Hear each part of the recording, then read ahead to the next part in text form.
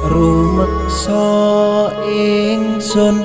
lakune stangaya wara kelawan mekak hawa kang dur angkara senajan setan gentayangan tansah gawe rupeda hingga pupusing jaman hametek ingsun nyirap geni wisa murka